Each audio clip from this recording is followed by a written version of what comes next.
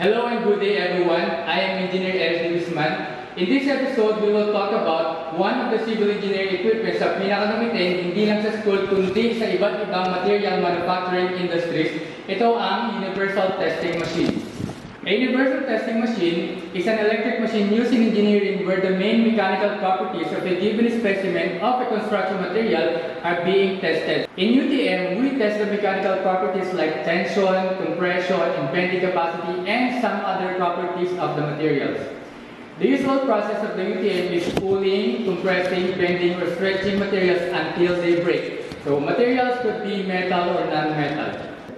These different tests determine the quality of the material as well as how suitable it is for a particular use. The universal testing machine is used primarily by laboratories that manufacture or mold various plastics. Additional pointers guys, may iba't ibang tawag tayo sa industry ng UTM. Yung iba, tinatawag nila UTM bilang tensile tester, while others, compression tester and bend tester. Well, some in the industry call it bilang materials testing machine or simply materials test frame. But one common term there is for the UTM is the universal tester.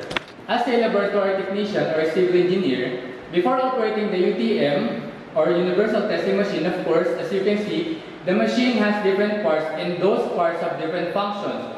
You should know first what are the parts, the importance of the parts, or how to use and when to use them. So the universal testing machine has two major parts, the host machine and the machine controller. The host machine is a cylinder underneath a hydraulic loading in a hydraulic clamping specimen.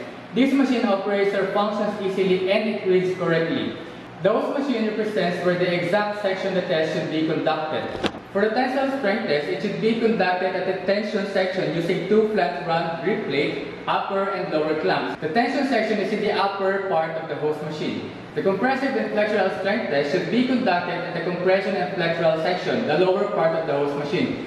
For the compressive and flexural test, we use the upper and the lower plate, wear load and bending platform. These are the minor parts of the host machine. The cylinder was fixed on bottom support with bolts. The piston was fixed on work table while work table supports on column. When piston is moving, work table, column, and upper crosshead also moves. The screw crossed over work table. Down end was fixed on bottom and the up end was connected with up crosshead. There is a remote box or the controller button at the lower crosshead so it is easy to adjust the original test pace and can clamp the upper and lower clamp automatically and column lift upper crosshead to achieve tensile, compression, and bending test. The machine controller is the one that processes the data of materials being tested, storages, and displays the test data. The machine also provides the illustration and graph of the curves using the computer. The printer here can print the test report and draw the test curve of the materials. These are the minor parts of the machine controller. On the left upward side of the control machine, there are two power switches. The bigger one with mushroom head is the emergency stop switch, and the other one is the power switch.